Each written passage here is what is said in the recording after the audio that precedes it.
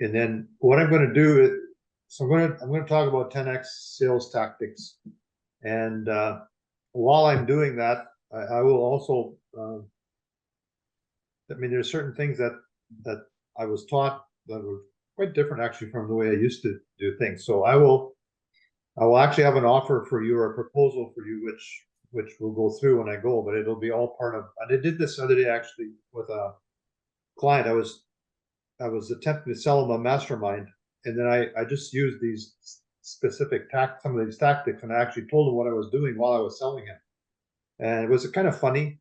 And anyway, end of the day, or at the end of the call, he signed up, so it was successful. But what I want to do is I just want to make it comfortable for all of us when we're selling. Now, I'm not saying you should tell everybody all your tactics while you're doing them, but it actually is kind of funny because it's sort of like, I mean, one of them was about, you ask for an order or you ask for an answer and then you don't say anything, you're quiet, and it can be quiet for a long time. And the rule of thumb is that the first person that talks loses. And I did that with this guy, and then all of a sudden he says, "Man, you're really good at keeping things quiet." And I mean, I just laughed and I said, "Well, you know the drill." But anyway, so anyway, we'll start now. My name is Randy. I'm a 10x business coach and a Maxwell leadership coach as well, and been at this Maxwell thing for 5 years, and the 10x actually just started this summer, and it's been spent a ton of time watching videos, 654 videos in 2 months. I mean, they all weren't very long, but anyway, and then I went to a couple of sessions down south learning. So anyway, I'm really excited. Love doing this kind of stuff, and Chris, let's yeah. And if you have questions, just put them in the chat, and we'll either answer them right away or we'll answer them at the end. But any questions you have, we'll do this. It's going to be 1 hour, like that's kind of our official time. However, if there's questions that take longer and you want to stay on, we'll stay on as long as you want, answer questions. And if there aren't questions, that's fine too. So anyway, Chris, it's Grant Cardone. He has over 8,000 videos. Most of them are between 3 and 5 minutes long, and they're in this Cardone University. And so that's part of the offering. That's a training, but it's a worldwide, well, many people have signed up with this university, Cardone University, they call it. I first was introduced to it when I had a contract in Saskatchewan with Agro, and we used it there for a year, and it was very good. So anyway, we'll run this video. It's about selling yourself. And the premise of that is, if you're not convinced of what you're selling, it's not going to work very good. So you need to be sold yourself. So we're going to watch about 3 minutes of a 5-minute video about selling yourself. Go ahead, Chris.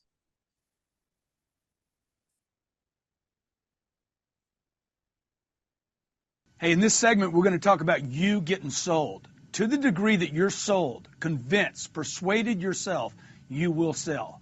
This is a vital and critically unavoidable fact that cannot be missed if you are to become great at your trade. This fact also happens to be one of the most important tools you'll ever have as a salesperson, and can be used to actually monitor the results of your career. The bottom line is, if you're not selling, to some degree, you're not sold. I want to say that again. If you're not selling, if you saw your production drop, immediately understand, hey, I'm not sold on something. See, if your sales are slowing down, there's something happening. Oh, Grant, it's traffic. Oh, Grant, it's this. Oh, Grant, it's the economy. No, you got sold on something else and are now unsold on what it takes to get results. If you're not getting your way, you're not sold. If you've got any excuses about it, I promise you, you're just not completely sold. In order to become great, I mean great, a master at selling, you have to sell yourself on what it is you're selling. Make this the single most important sale of your life, and keep making that sale. It's not something you do one time. You got to keep reinforcing what product you're selling, the company you're selling, you. What is the service you offer? Look, you have to sell yourself completely, 100% all the way. I know salespeople that understand the game of selling, but because they're not completely and absolutely sold on their product, their service, themselves, and their company, they suffer.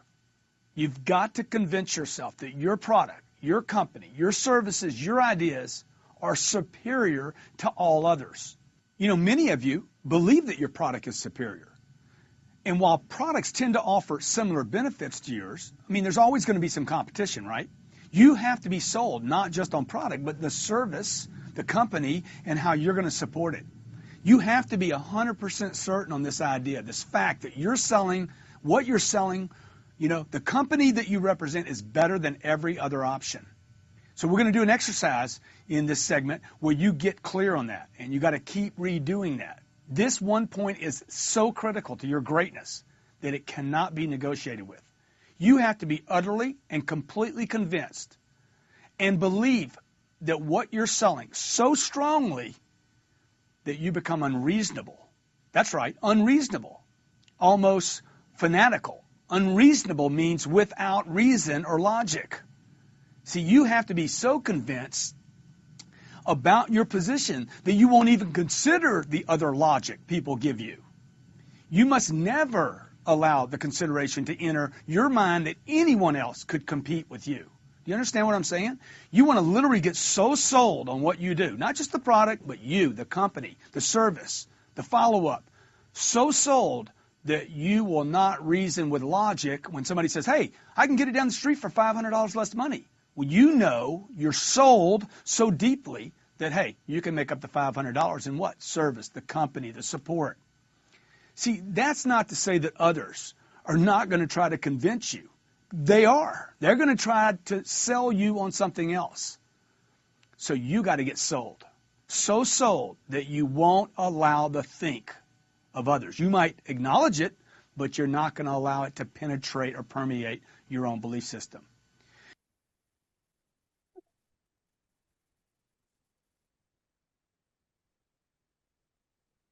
Okay, that's the video. That's 3.5 minutes. So like I said, there's over 8,000 segments on that Cardone University, and covering many different segments, and all the way from phone calls, negotiating, closing.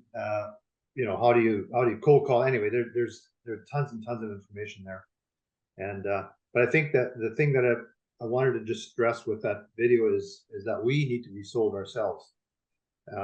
If you show hesitation or you're not confident, you can't hide it, and it'll come out, and that'll cause doubt in the buyer's mind that, like, I don't know if Randy really is convinced this is all that good. Now you need to have a good product and a good service and a good support to be sold on. I mean, that's a given, right? So that I wanted you to, that's a flavor of those videos, and we'll start with the slideshow here, and I'll go through some slides here and just work through the sales process here.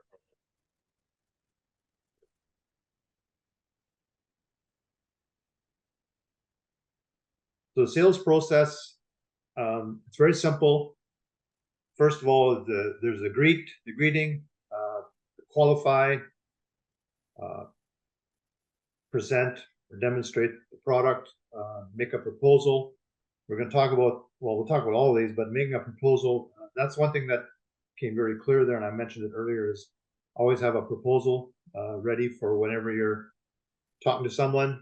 Then there's a close or the offer, and then there's a follow-up. Not every deal you're going to close the first time around, so then there's follow-up that needs to happen. So this is a very simple but succinct sales process.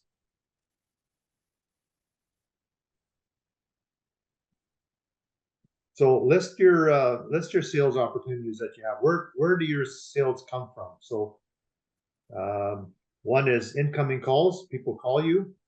Number two is outbound calls. That's when you or your sales team are calling other people. Number three is sold customers. So it's a proven fact that customers you already have, to sell them again is easier than finding new customers or selling to new customers. And then number four is unsold customers, another opportunity. Number five, referrals. Referrals are very powerful. If you can have someone that you've done business with give you a referral. Better yet, actually talk to the potential client and say, hey, you know what, Randy, Kurt, Art, whoever, they do good work. I like dealing with them. That's huge. And then you have outbound visits, which is actually going to go see people, which there's not as much of that going on anymore, but it's a very powerful one. It takes the most time, but it's very powerful. Number 7 is inbound visits. I should mention outbound visits. If you feel that someone might not actually want you to come visit them, or they're good doing it on Zoom or whatever, just the offer to come visit them is already huge. Now, if they say yes, then you better be prepared to go see them. And I've done this. I had a situation one time. I wanted to sell this company something, and they were in Montreal. And I literally finally got a hold of them on the phone, and I said, hey, I'm coming to Montreal. I'd like to meet with you for 15 minutes, whatever. And he said, yeah, okay, come out. So I flew to Montreal, had my 20-minute meeting, and I flew back.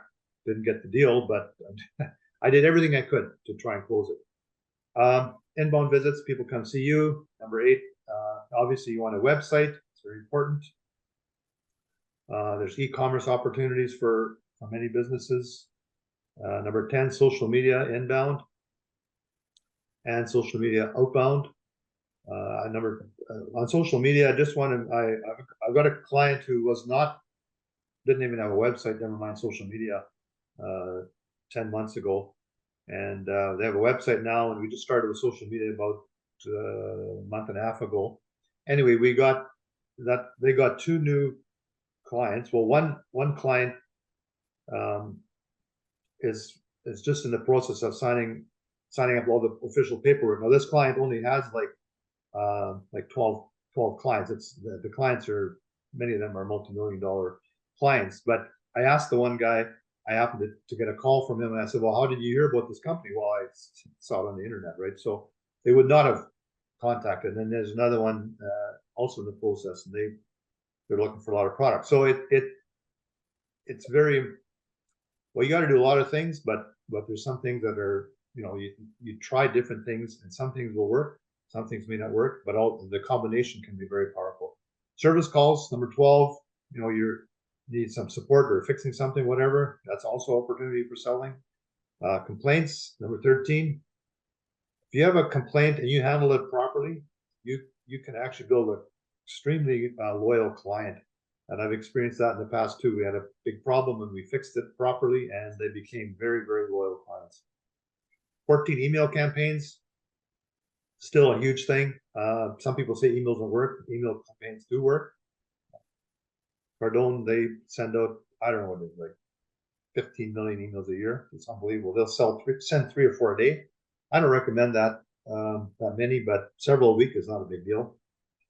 And then, of course, 15, your competition's clients are also opportunities to do business with. So just keep in mind, there's lots of different ways of getting sales opportunities. So sales truths that will never fail you. Okay, number 1, make the sales process transparent. And this is different than how I was trained back in the day. It was very much, get to know the person and find out what they need and all this kind of stuff. And almost like, don't tell them what you're selling, which is crazy. And then price, well, that, you don't get the price till way at the end. That has changed a lot, or recommended to be changed. Be very transparent, make clear your intention. So, like I started off here, this isn't, okay, I want to make it clear, this is a training talking about 10x sales tactics, but I did tell you, we will have an offer. There will be no pressure whatsoever, but that's part of how I would suggest you should do your business, is when you talk to someone and have a proposal and offer ready for them. And tell them that ahead of time. Make clear your intention. Qualify with hard questions. If you ask hard questions, they don't have to answer you. But I'll tell you, you build there's some kind of I don't know if the bond is the right word, but one day I was on a call with a client, and I was asking him for some more business. And actually, then I asked him, well, what are your sales? And it was quiet for a while, and then he told me what his sales were. And then later on, when we were in a session, I asked him, like, how did you feel when I asked you that question? He said, well, no one ever asked me that question. I was a little taken aback.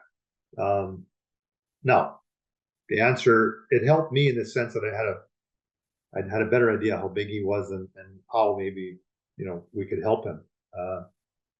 Number 4, you can never blow a sale. This is hard to believe, but you can get people pretty ticked off. When I was in one of my sessions there with Cardone, and like I said, they send out tons of emails. The speaker asked, how many of you have unsubscribed from Cardone emails? And there was a number of hands went up in the room. Meanwhile, they were at this training seminar in Arizona, and they asked them, well, why are you here? Well, we like your stuff. We just got tired of your emails, right? So if someone unsubscribes now, then all I think of is, okay, well, we hit the threshold for that one, right? Doesn't mean that you'll never do business. And you know what? People can get upset with you for bugging them too much or whatever. Anyway, it's always agree with the buyer. This is very, very important. If they say your price is too high, you say, yeah, I know our price is pretty high, but we offer all these things, right? Buyer makes a decision before you do. I've experienced this more than once where I'm ready to go in a full-blown sales pitch. I catch myself when I ask, okay, how can I help you? Well, I want to sign up for your mastermind. That's happened to me. And I talked about showing a proposal to every customer.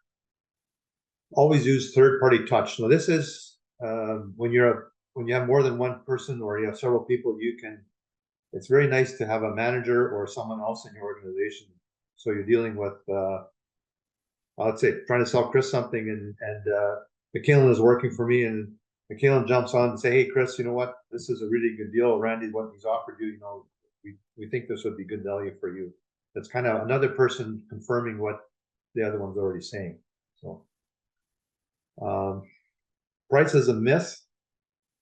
Now, when you sell, hard, a door or a tractor or whatever it is, I mean, there's certain ways of how you get to your price, but many things. I have another client, they have a biological, and the margin of that product or the price of that product is based on what the market can bear or what the market can get really good value from there. It's not what the cost of the product is. So what I'm saying is, don't get hung up on the price. I mean, the price it's not like some, oh, okay, well, if I buy this for $200 and I need to charge $300. No, maybe you should charge $210. Maybe you should charge $600, right? Like it's you decide what makes sense for you and how you can make a living. Second sale is easier than the first. I talked about that before. It's always easier to resell, especially, I mean, that's premised on the fact that you do a good job, right? So there was a question there in the chat. Michaelan, can you read that out to me? Yeah, for sure. So the question was, at what stage in the sales cycle do you make the process transparent? During the greeting or at the close? I would say right after, like, do your greeting. The greeting can be 10 seconds, 30, 20 seconds. We recommend keep the greeting really short. If the other person wants to do more chatting, whatever, you can, but what we're trying to do is keep it short and efficient for everybody. But once the greeting is done, then okay, Susan, my intention here is we're going to have I'd like 50 minutes of your time. I'm offering Cardone University. I would like to discuss it with you, show you how it works and make you a proposal, give you a price or give you an investment cost. So very early in the process. So they're not wondering, what do you want, right? Like, oh, that's what you want. Okay. And then they might say, you know what, I'm not interested, get off, bye, right? Not very often will they, but or they might say, I don't have time now. Well, then, okay, can we follow up tomorrow, next day, whatever, right? So are there any other questions there now? No, not at this time. Okay. Okay, make mistakes in qualifying. Number 1, not asking quality questions. Be prepared to have good questions. quality questions. And then number 2 is not getting real answers. Now this, you'll get answers, but they may not be actually the real answers. They're just giving you an answer because you asked the question. So that's, you need to kind of try and understand, well, what is this the real answer? Or is just a stall tactic? Number 3, not asking questions that are relevant.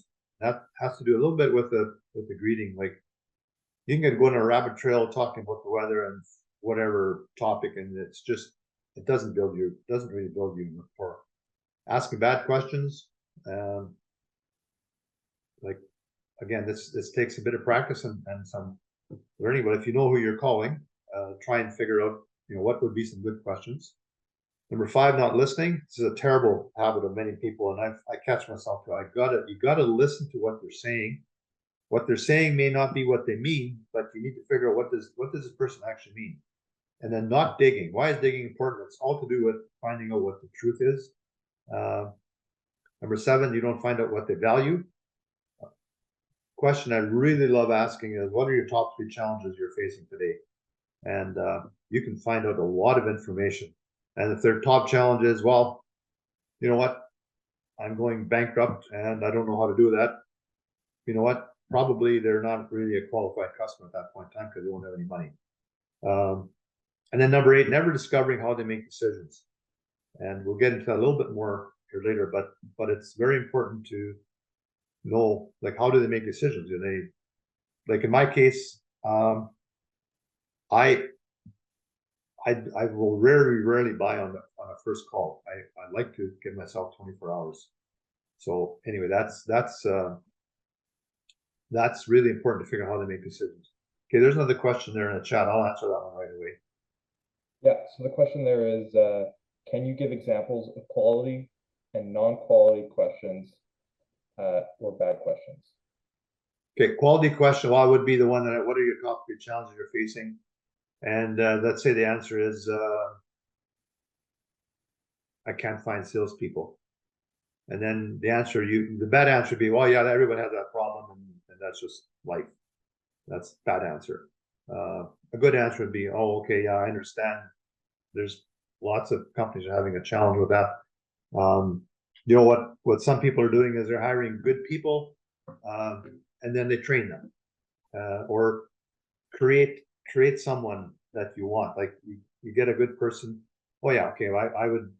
We create. And I've done that with clients. I will hire that person. They've got all the good attributes. You just got to train them for specifically what you want them to do.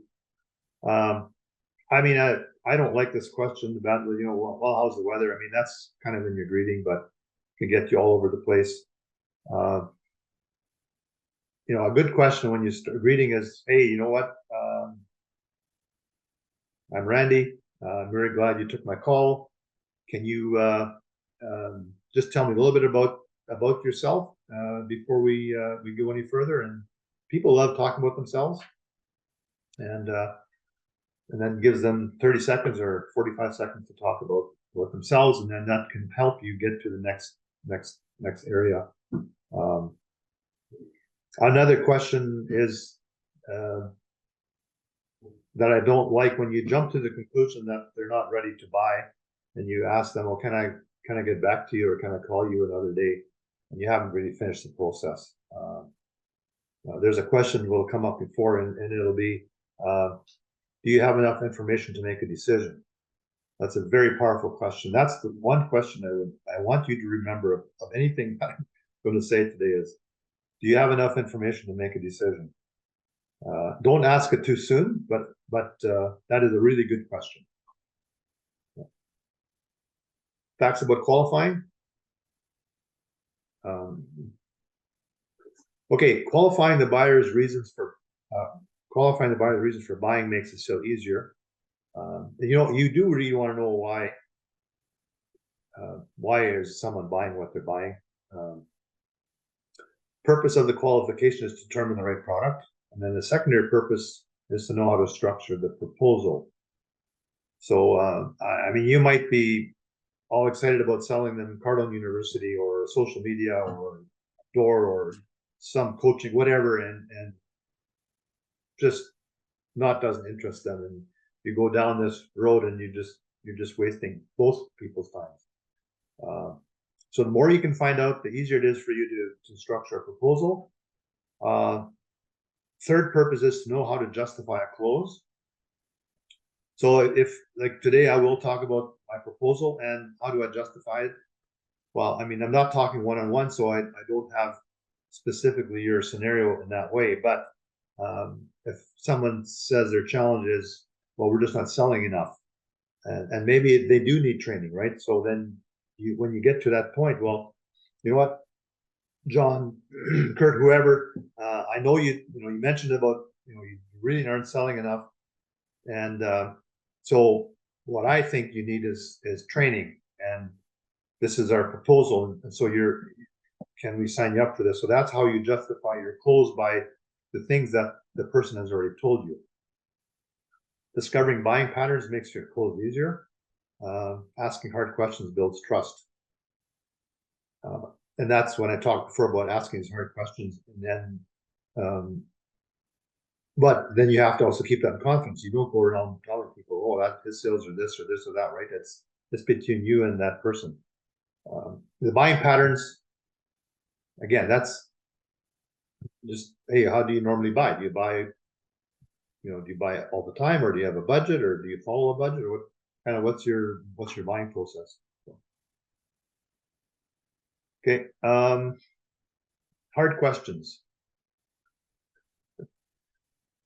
Who else is involved other than yourself? This is in making the buying decision. Another one, when was the last time you invested this much money? Why are you considering this now, and why now? And how can you make sense of this size of an investment? Now, on number 4 there, I'll just say that you need to know your potential client well enough. So if you're selling them something for, let's say it's $1,000, and they're running a multi-million-dollar business, if you ask them how do you make sense of this size, how can you make sense of this size of investment, it probably will be very weird, because it won't be a big deal to that person. But if they're just a startup and they have virtually no revenue, $1,000 could be a lot of money, right? So so it's just being aware of who you're talking to and what the situation is. Is there any reason you would change your mind? This is a hard question, but someone tells you verbally they will do a deal, and then, okay, I'll follow up with a contract. Is there any reason why you can't? Well, what? They say, well, you know what? I still got to check if I have any money in my account or whatever, right? So you want to, because what you're trying to do is you're trying to lock down that sale as firm as you can, so that they don't change their mind. How liquid are you at this time? Basically asks you, do you have money? It's a pretty tough question. But you know what? Let's say you're doing a $100,000 deal or whatever it is, and you know that's a huge amount. And just ask them. I seen this happen when I was at Cardinal at the boot camp there, and they were selling us some investment stuff, and they literally asked, how many of you have $100,000 available to invest, or $1 million or whatever, right? Right in public, there's 200 people there. And then number 7, why didn't you buy our product? It's a hard question, but really, if you ask that and they give you an honest answer, which most people will, then you know, okay, well, this is the situation. I should keep this in mind for next time, or when I follow up with this person, then I'll know why they didn't, and then I can maybe address that reason or situation, make it out of your control. Or you say, well, I just don't have any money today. Well, okay, well, how about if we check back in X days, months, whatever, right? So that's an example of some hard questions. Okay, the proposal, and I talked about this earlier. Present an offer to every buyer, every time, in every situation, no exceptions. This is very different from how I used to do it. This simple discipline will increase your business by at least 20%. I'm pretty sure you've all been involved in scenarios where these people are talking and talking and talking, and really all you want to know is what's the price, so you have an idea. Like sometimes I'm buying something, I don't know if it's going to be $1,000 or $100,000. So I need a number to wrap my head around. I don't need to know exactly. So that's important to have that available. Actually, I talked to a guy just not that long ago. He was at a trade show in Chicago, and he was looking for a piece of equipment. It was going to be probably $1 million, whatever. He didn't know, but the salesperson refused to give him a price. They went out to dinner. He refused to give him a price. He emailed him a proposal a week later. He was so upset because he just wanted to get kind of an idea what it would be. He was going to buy that product when he was ready, or that machine. So, okay, mistakes when making proposals. Oh my gosh, 9:30 already. Mistake is when you don't initiate a proposal, or you overqualify the buyer's financial ability. The tendency is, well, I don't know if they can afford this or whatever, right? It's just thinking too much, waiting for ideal situations. There's never an ideal situation. You just got to do it. Require customer to commit first. This is a terrible one where, well, are you going to buy this? Well, I don't know what the price is. Well, it seems kind of ridiculous, but some people actually will ask for a commitment and then they go into the details. Worried about your closing ratio. That's someone on usually just watching the numbers. Unwilling to invest time. This is a terrible one. Some salespeople just don't want to invest in time. They just want to make a sale. But some sales take a long time. Avoid rejection and failure, and avoid negotiation. So if you don't make a proposal, no one's going to say no to you. Fear losing customer to competition. If you're comfortable with yourself the way Grant talked in the video, then you don't need to worry about the competition. You need to worry about yourself and take care of what you can do, and then just plain being dumb. So, okay, let's go on. So closing the deal. Requirements for closing the sale. These are very important. Decision maker. When you want to be talking to the decision maker as high up the ladder as you can. If it's a small company, it's not that hard to get there. Bigger companies, sometimes it's very hard to get there. But the closer you can get to the top, the better you are. So you really want to be cognizant of talking to the decision maker. Sometimes you need to sell the person that isn't the decision maker to even let you get to the decision maker. So that's also part of the process, or can be all. And then just plain number two, having the money. There's no point in trying to sell someone something they just don't have the money to do it. They have to be sold on the product, and they need to believe in you. You're a very, very big part of the process. So yeah, and then number 5, confidence in the product. Number 6, written offer, and then 7, urgency. It's always nice to have some kind of a offer with a deadline, even if it's fake, it doesn't matter, but some kind of sense of urgency so that there's a decision gets made. And then if you ask this question, do you have enough information to make a decision? And they say no, well, then you need to provide more information, right? So once they have enough information, then okay, what's the decision? And decision doesn't have to be that minute. I mean, it's nice if you can do it all in one shot, but as you'll see in a minute here, it takes many touches to get a close in many cases. So if any one of these 7 things aren't taken care of, your deal will fail. So reasons closers fail. Never attempted to close is a huge problem. Many salespeople never ask for the order. Pressure perceived as a bad thing. That's us. We think pressure is bad. Pressure isn't bad, as long as you're not stupid about it. Unwillingness to deal with emotions, and some buyers are way more emotional than others, and you need to be able to deal with that. And then lack of belief in the product. If you're not, sold in the product, and the buyer isn't, you have a problem. 5, incorrect estimation of the effort. Like I said before, sometimes we will just underestimate how much effort it will take to actually close it. And trying to be reasonable. I mean, you don't want to be ignorant, but push hard. No financial plan in place. Handling objections that are only complaints. This is important to try and learn to recognize what's an objection, what's a complaint. And then shortage of closing material. That call I talked about earlier, I mean, there was a number of things that were going on. First there was time, and then there was money, and then there was, well, is it going to be good for me? Will I get a return on my investment? So I went through all those objections and closed at the end. Number 10, incorrect barrier to the close. And that's again, being able to read the situation.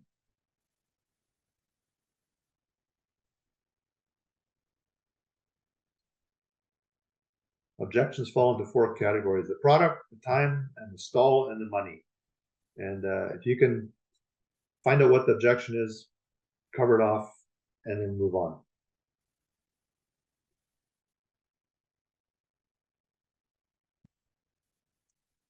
Controlling customer objections.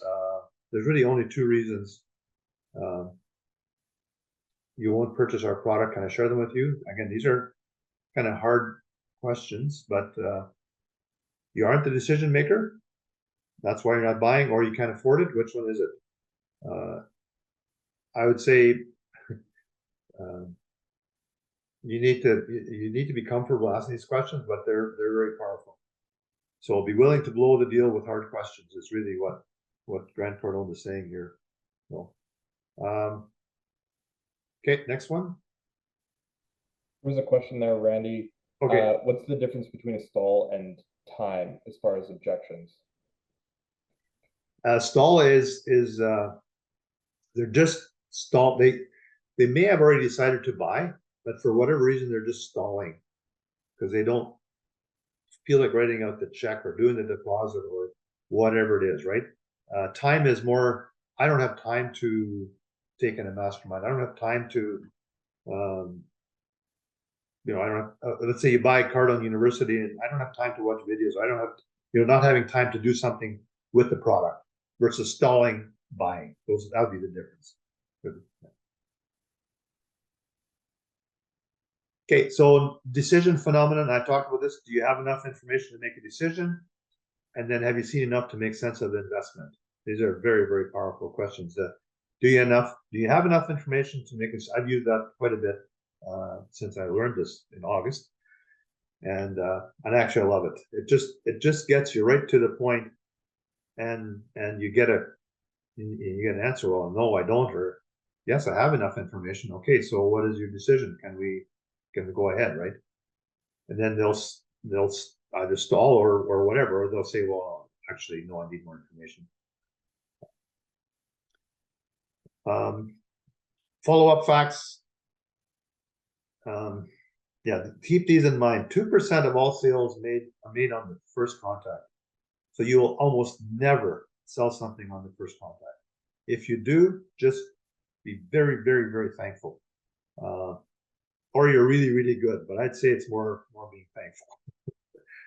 3% of all sales are made on the second, 5% of all sales are made on the third, 10% of all sales are made on the fourth contact, and 80% of all sales are made on the 5th to the 12th contact. And a contact can be a text, it can be a phone call, it can be an in-person meeting, any one of those. And I recommend using every one you can. Texting is working really well these days. People will answer a text, they will not answer an email as easily. So, but keeping in mind that if you think you're going to make a couple phone calls and have a deal, it's highly unlikely, unless they're highly qualified people who want to buy what you have and they've done all the research and they've already decided to buy from you, which can happen. It does happen. And then follow up. Yeah, I mean, we talk, 12 touches or 7. Be so persistent in your follow up that you stand out as the only choice. And I was on a call the other day, and this person said, yeah, I phoned them 14 times before I finally got through. And the comment was, "Wow, you're persistent. You're serious, right?" So it's, I mean, if they don't call you back, just keep calling or texting until you get an answer, and never give up. And if they finally get so mad at you, well, you didn't sell nothing anyway, right? So, and most people won't. They'll actually be impressed that you're so persistent.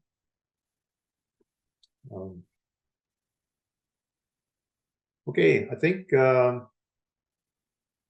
that's all I had here, right, Chris?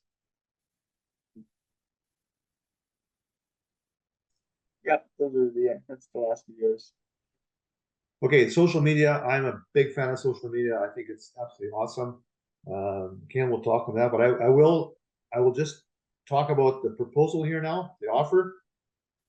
And we'll put it in the chat so we have it in ready, because that's what it's supposed to do. But so the offer or proposal today is sale. We're talking about sales.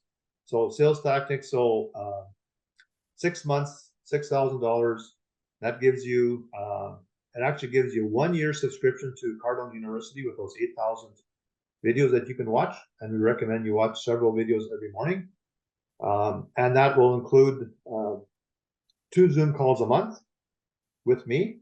Either in one would be in a group if I have more than one, or it would be one-on-one. And then the other one is if you want to go for a full year, it's $12,000 for a full year, and also a full year of subscription. And if you sign up and prepay, it's $9,000 for a full year, and you get same 2 hours a month on Zoom. And then the social media one, that would be invoiced from Solosphere. Their normal fee for what I would call a full package is $1,300 a month. Part of this offer is $1,000 a month. This offer is good till gotta give a deadline now, right? So how about end of today, midnight tonight? So anyway, it's in the chat there, and again, like I said, we're not doing a high pressure sale here, but we're trying to do what we're training you or suggesting that you do. So anyway, I think it's an awesome program. Those videos are unbelievable. Okay, Michaela. Sure. So yeah, like Randy said, I'm with Solosphere. Me and Chris run that together, and Randy's been a big part of that too. As things come along, we do social media is a big part of what we do for companies. And I want to talk about social media a little bit from a perspective of what's going to help you guys. So one interesting statistic here is YouTube commands 82% of all searches on social media and 40% of searches online. What this is telling us is people are discovering brands, people are discovering the information and products they're going to buy on social media, as well as on like the regular Google searches of the world. And so we're trying to help people become authorities and win the niche of whatever sector they're in on social media and gain clients that way. So you can go to the next slide there. So small businesses don't post on social media as much as they should sometimes. So this chart kind of gives you an idea. 52% are posting daily, 79% are posting weekly, and 94% are posting monthly. 6% there are posting less than monthly. And what this shows us is that people are starting to engage quite a lot on social media with small businesses, but it also shows us that there's a lot of space for companies to expand into. If you're not posting daily or at least weekly, you're losing out on that interaction with potential clients, with potential searches, with discoverability on a lot of these platforms. And so we often recommend people are posting at least a couple times a week, if not daily throughout the week. Chris, you can go to the next slide there. 82% of today's buyers viewed at least 5 pieces of content from the winning vendor. 90% today, business buyers, they will find you when they're ready to buy. So they're going to discover you either through your social media or through your website, and they will do all their research and they will let you know when they're ready to buy. 85% of customers will manage their interactions with the enterprise without human-to-human contact. Now, that skews very much on the bigger business side, the 85% there. So the Amazons and the Walmarts of the world who do like the shipping and stuff like that. But what this shows us is it gives us a little bit of a picture of how much content you kind of need to be creating and putting out. Grant Cardone is putting out content hundreds of times a day across all their channels. They are pumping the content out, and that is one of their primary ways of generating new clients and revenue. It's interesting, the study that says 82% of people have seen 5 pieces of content, it depends on how expensive your product is. So if your product all of a sudden gets really expensive, that 5 pieces of content becomes 10 pieces of 12 or 15 pieces of content from a customer, from an enterprise before they're ready to buy. They want to feel safe. They want to have a connection with the brand before they get involved in terms of buying a product. You can go to the next slide there, Chris. 47% of businesses spend less than $10,000 on digital marketing, and this is per year. This is very interesting because it means the market is unsaturated. There's so much space in terms of what you can do on social media, what you can do on paid advertising, and how you can push your business. And our big pitch here is actually it's worth spending the money on getting your content out there and getting it made professionally, because it helps you on all these metrics, on the search, on the discoverability. And here we can see that the market is not super saturated in terms of how much people are actually spending. Chris, you can go to the next slide there. So how do small businesses blow up? There's a ton of social media channels. The big ones are, this is kind of in order of what Grant Cardone recommends you can start with: YouTube, Google, Facebook, Instagram, TikTok, LinkedIn, Twitter. Clubhouse is like a group. You can create groups on Clubhouse. Not everybody knows what that one is. You can kind of broadcast to them and all that kind of stuff. Email is really big. TV, radio, articles, newsletters, blogs, and direct mail. Direct mail still works, believe it or not. But you're going to see on the next slide here, the number one thing for people as far as discoverability is YouTube. YouTube is becoming really, really big as people are searching and they're looking for a response. They don't want to just see, oh, I'll read this article and I'll find it out for myself. They want to be told visually and audibly the answer to their question. So they're searching on a lot of these video platforms. YouTube has tons of tutorials. I'm sure you guys do this all the time. I do. I'm looking up, oh, how do I do this thing? I can just search it on YouTube. I can be shown how to do the thing instead of just told how to do the thing. Much more hands-on over video content. So this is the order in which Grant Cardone gets performance. So YouTube is first, Instagram is second. It's the stories, it's the videos, short form. Clubhouse is third for them. They do the rooms and chats and stuff like that on there. Then it's TikTok, then it's Facebook, then it's LinkedIn, and then it's Google. So discoverability used to be Google first all the time, and now it's very, very much video, and YouTube is the mode. And then he has a quote on the bottom there: I spent $15 million a year and 80% of my time getting attention. Grant Cardone. And this is an interesting point. We believe that sales follow attention. As much as you have the best product and the best service, if no one knows about it and no one's seeing it, they're not going to be able to buy it because they don't know it exists. So the sales are going to follow the attention, even if you have the best product. If your competitor has a better sense of attention and a better reach, they're going to get more of those sales. You can go to the next slide there, Chris. Or is that the last one? Yep, that's the last one. Yeah. So this is our pitch. Our pitch is very simple. We want to get you on social media, however that works for you. We have a standard pitch that's, hey, let's post for you every single day of the week. We're going to post on all the channels. We'll get it all out there. You provide the content. We provide the copy as far as like the text and stuff. And that's our pitch. Is we try to get you out there and push you in front of as many eyeballs as possible. We do adjust our plans based on what people actually need. So if you do have any questions about that, you can either ask today or you can reach out after the video. Okay, very good. Thanks, Michaela.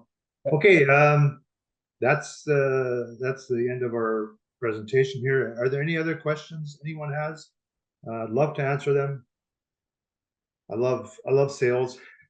I have all my life, but and you know, some people say, well, they're not salespeople. Well, we all are salespeople. We're either trying to, you know, if you got young kids, you're trying to sell them on doing things the way you want them to do it, or your spouse, or whatever it is. There's always a sales or a persuasion opportunity, and you know, it's really been interesting. Okay, there's a question there from John. Is it in Canadian dollars? Randy, that's a good question for you, I think. Yes, Canadian dollars. So that's a good deal for you, John. Got the euros.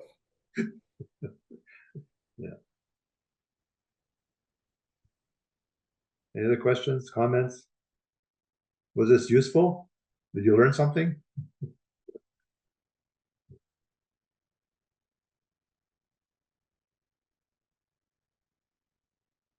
Okay, well then, if, I see some thumbs up there and thank you for joining us this Saturday morning. I actually haven't done one Saturday morning before, and I told the guys, well, let's do Saturday morning. You know, well, often small businesses are busy and it's just maybe a little more relaxing time. So anyway, thank you very much for joining us. This is recorded, so we'll send you a link to the recording and you can forward it to wherever you want, or if you have other people in your organization, feel free to forward it. So thanks a lot. Have a great Saturday and the rest of the weekend.